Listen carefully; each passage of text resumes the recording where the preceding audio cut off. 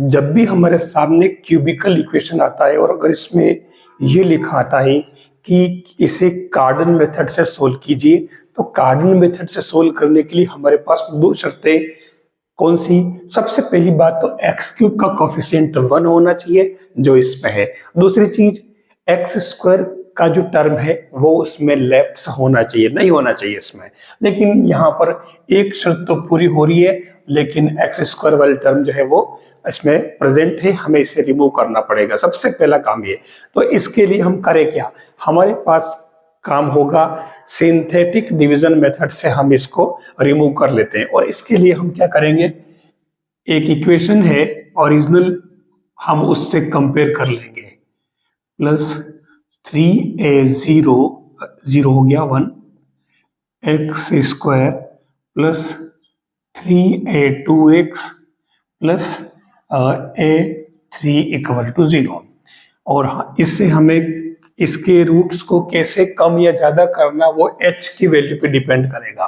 तो h equal to होता है माइनस का a1 अपॉन a0। तो यहां पर आप देख लीजिए a1 तो है माइनस का 15, 3a1 इक्वल टू, तो ये a1 इक्वल टू -5 और a0 1, तो ये आपके क्या आ जाएगा देख लीजिए प्लस का 5। इसका मतलब हमें इसके रूट्स को 5 से कम करना पड़ेगा, ठीक है ना। h इक्वल टू 5 आ रहा, तो 5 कम करना पड़ेगा। तो इसके लिए हम सबसे पहले क्या करेंगे, ये जो टर्म दे रखा है, अब सिंथेटिक डिवीजन मेथड कैसे यूज करेंगे अपन,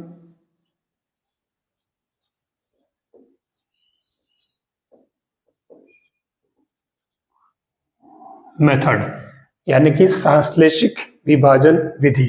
हम सबसे पहले इसके कोफिशिएंट को क्रम से लिख देंगे। तो 1 ये आपके 15 माइनस 33 और 8 4 7, हम इसे इस तरीके से सेपरेट कर लेंगे। और ये 5 है तो हम इस 5 को यहाँ लिख देंगे।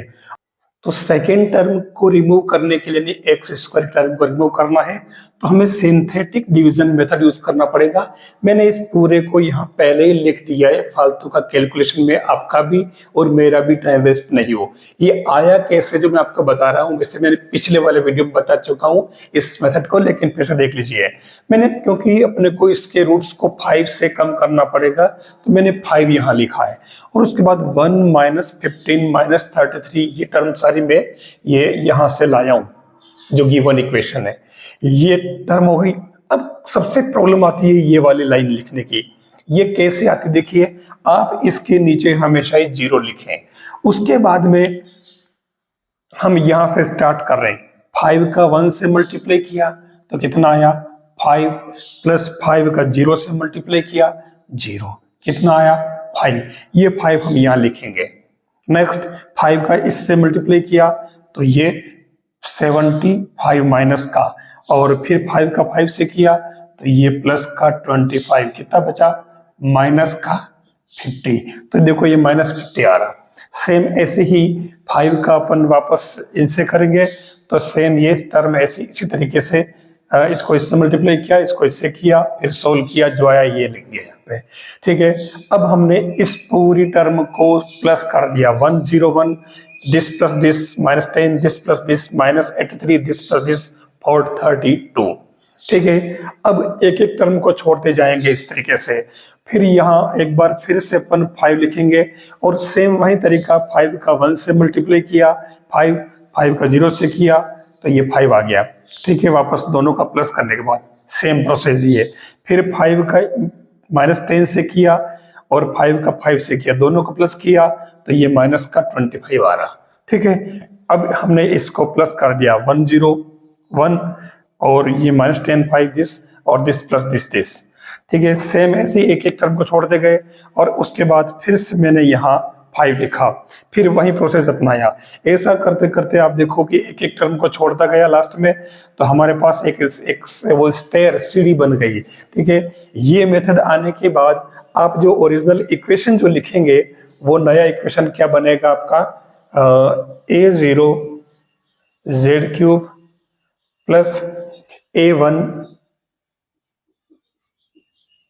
Z square plus a two z plus a three equal to 0।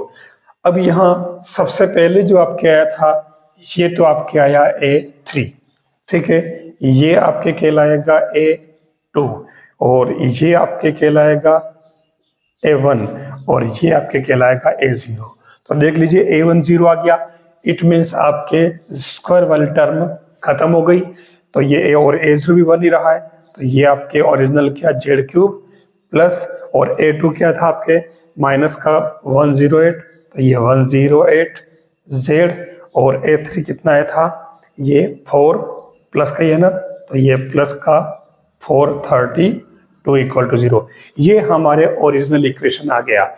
अब हम इसे कार्डन मेथड से सोल्व कर सकते हैं। तो देखिए हमारे पास में Z cube minus 108 Z plus 432 equal to 0 new equation आ गया, जिसमें सेकंड यानी कि स्क्वायर वाली टर्म इसके अंदर लैप्स हो गई है, ठीक है। अब हम इसे कार्डन मेथड से सोल्व कर सकते हैं। बहुत इजी काम है, भले ही आपको डिजिट बड़े दिख रहे हैं लेकिन ऐसी कोई भारी दिक्कत नहीं है।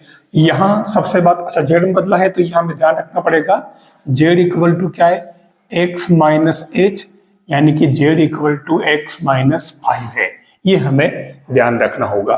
तो इस केस में अब देखो इसके लिए क्या करना पड़ेगा, कार्डन मेथड के अंदर क्या नियम है, हम z इक्वल टू क्या लेते हैं u power 1/3 plus v power 1/3, ये हमारा पहला रूट हम लेट करते हैं, ठीक है। तो उस केस में हम दोनों तरफ अगर इसका स्क्वायर करेंगे मतलब क्यूब करेंगे तो ये बनेगा आपके Z cube minus u power 1/3 v power 1/3 Z minus और u प्लस v। ये स्टेप आपको हमेशा याद रख लेनी चाहिए, क्यूब करने से इसमें अपने को टाइम वेस्ट करने की जरूरत नहीं है। हाँ, कहीं अगर एग्जाम में एक पहली बार में करें अगर बड़ा क्वेश्चन आता है तो वहां जरूर भी दो स्टेप बड़ा देनी चाहिए। तो यहाँ आप कंपेयर करें तो जेड का कॉफिशिएंट ये है और यहाँ ये जेड का कॉफिशिएंट -0.108 है। तो देखिए u पावर 1/3 v पावर 1/3 दोनों ही माइनस में है तो प्लस रह जाएगा और ये 108 आ रहा है यहाँ पर। यहाँ आपके इसमें 3 आता है, भूल नहीं हो जाए तो इससे यहाँ भले लिख दो 3। तो उस केस में यहाँ पर uv 3 से तो कट जाएगा तो uv इक्वल टू हो जाएगा 36 पावर 3। इसको आप चाहे तो सोल्व कर सकते हैं, इसे मल्टीप्लाई करना है लेकिन इसको पढ़ा रहने दीजिए अभी यहाँ पर, ठीक है। ऐसे ही u प्लस v की बात करें तो यही माइनस में और ये प्लस में, तो ये माइनस का 432 आ जाएगा, ठीक है। तो मूलों का योगफल और गुणनफल आ गया। तो न्यू इक्वेशन क्या आ जाएगा आपके समझने के लिए, ये बहुत काम की चीज है। तो ये बन जाएगा आपके टी स्क्वायर माइनस, लिखते हैं ना अपन u plus v t plus u v equal to 0। तो ये बन जाएगा T square u plus v आपके 432 है, तो ये 432 z और u v की वैल्यू जो है आ रही है आपके कितने प्लस की 36 क्यूब इक्वल टू 0। अब इसको आप चाहे तो श्रीधराचार्य से सोल्व कर ले और चाहे फैक्टर कर ले, वैसे ये परफेक्ट स्क्वायर है, ध्यान रखना। तो मैं इसे डायरेक्ट सोल्व कर रहा हूं, ये हो जाएगा t plus 216 whole square equal to 0, यानी कि t इक्वल टू माइनस के 216 माइनस के 216।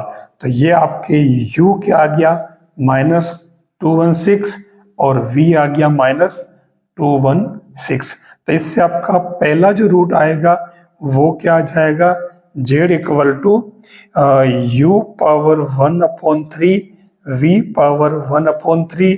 तो इसमें वैल्यू पुट कर लें आप, तो ये देखो u पावर तो ये 216 है, तो ये माइनस का 6 बनेगा और ये माइनस का 6 बनेगा, तो ये माइनस का 12।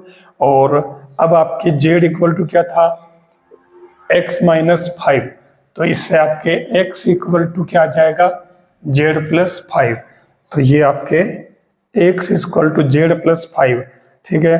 तो z की वैल्यू माइनस का 12 और ये प्लस का 5, तो ये x की वैल्यू क्या आ जाएगी, 5 में से 12 गए तो माइनस का 7। तो आपके फर्स्ट जो टर्म आई है, फर्स्ट रूट, वो आपके क्या आया है, x इक्वल टू माइनस का 7। अब हम सेकंड रूट की बात करें तो क्या बनेगा, ध्यान रखना, क्योंकि 1 पावर 1/3 इक्वल टू अपन लिखते हैं ओमेगा, यानी कि ओमेगा क्यूब इक्वल टू 1, और दूसरा omega square plus omega plus 1 equal to 0। तो omega equal to -1 plus minus iota √3/2, ये वैल्यू हम यूज करेंगे। तो इसमें हमारे सेकंड जो आएगा वो x इक्वल टू आएगा ओमेगा u पावर 1/3 और ओमेगा स्क्वायर v पावर 1/3।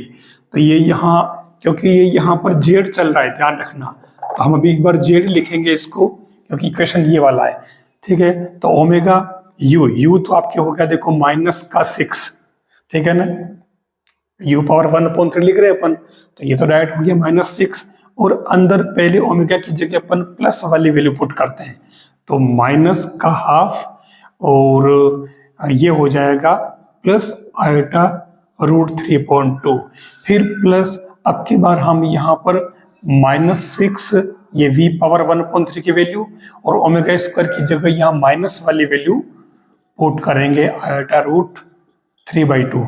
तो सोल्व कीजिए इसको, अंदर भेज दीजिए आप इसको, तो ये प्लस का 3 और प्लस नहीं माइनस और 3√3 आयोटा, फिर ये माइनस के प्लस और 3, और ये क्या बना, माइनस की जगह प्लस और 3√3 आयोटा, ये कैंसिल हो जाएगा, और ये क्या है आपके 6, ठीक है ना।